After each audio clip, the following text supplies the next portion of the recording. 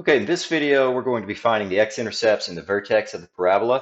Recall that vertex or the x-intercepts can be called zeros, they can be called roots, and they can be called solutions.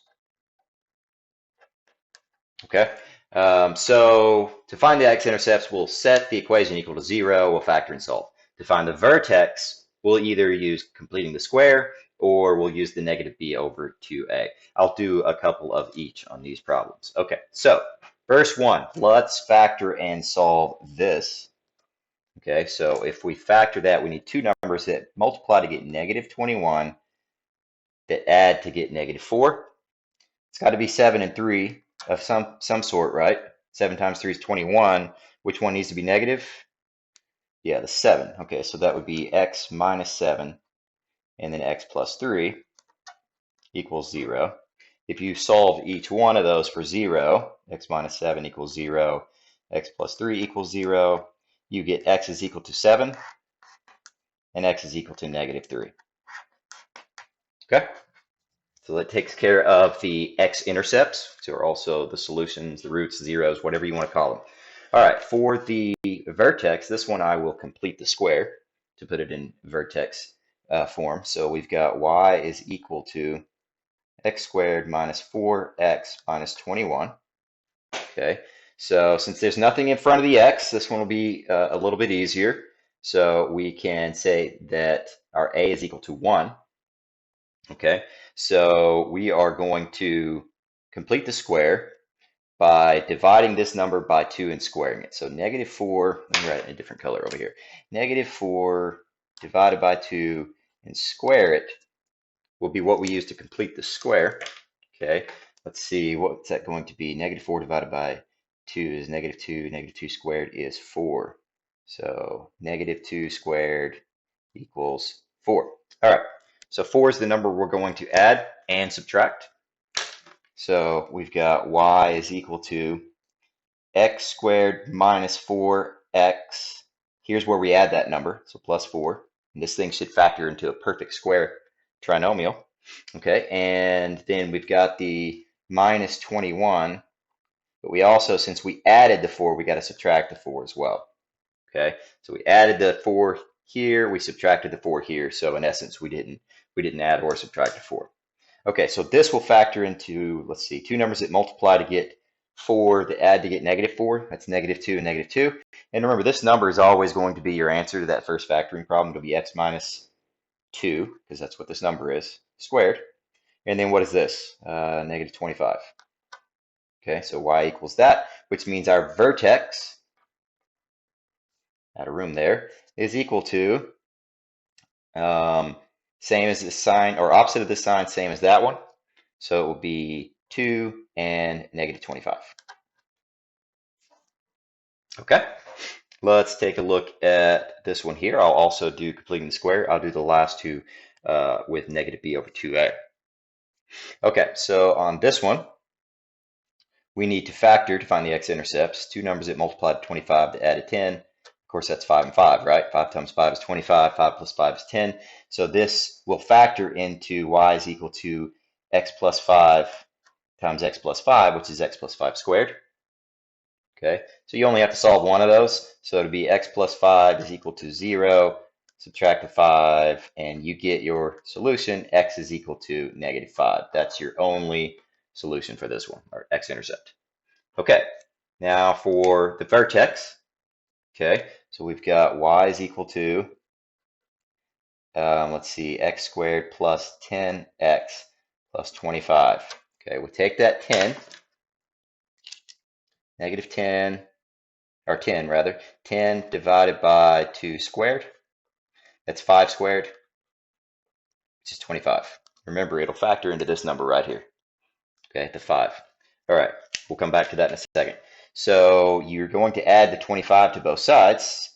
So, or not to both sides, but two portions of the equation. It'll add and subtract. So you get x squared plus 10x. Here's where you add the 25.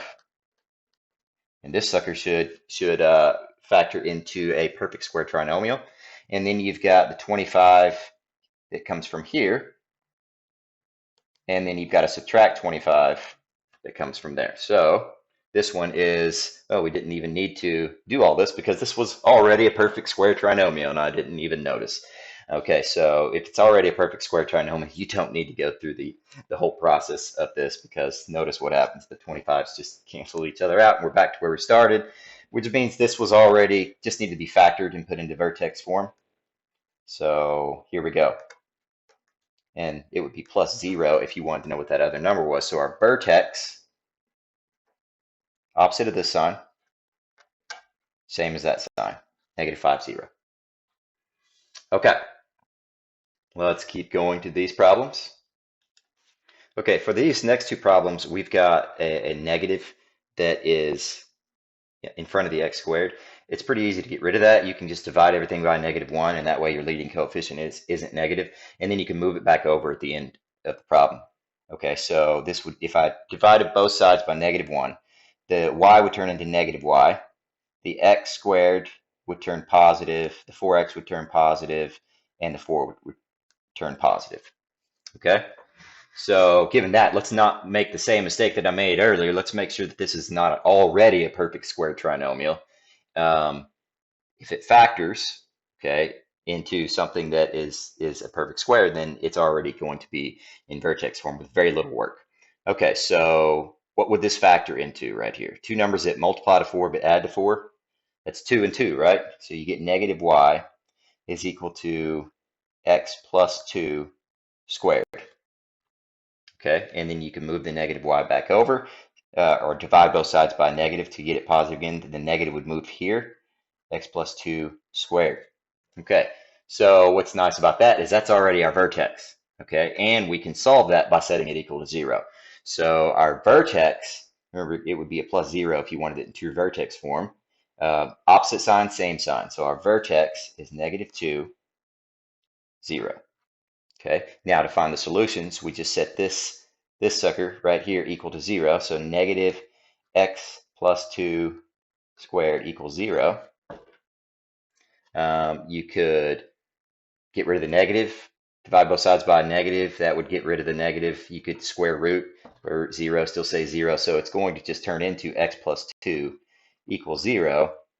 And if you subtract 2 from both sides, you get x is equal to -2 are your x-intercepts. So vertex, x-intercept. Okay, let's do this one last one. And this one should be one I can do with the negative b over 2a method.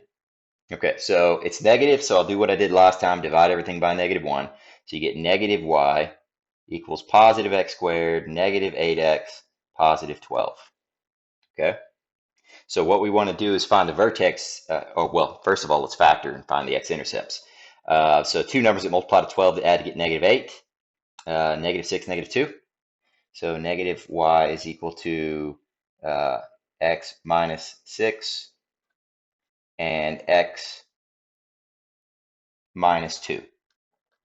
Okay, you can move the y back over, or the negative back over, to make it this, but it won't affect your solutions even if you leave it there, because you're only looking at the inside of these parentheses and setting them equal to 0. So x minus 6 equals 0, and x minus 2 equals 0. This gives x equals 6 as our first x-intercept, and this gives x equals 2 as our second intercept. Okay, now our vertex, we're looking at this right here.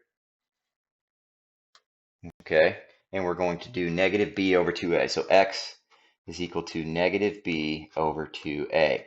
So our b, and we could actually, let's move the negative back over on that. Let's do the original right here. Well, it won't matter. So let's just use this. So what is our b here? That is -8.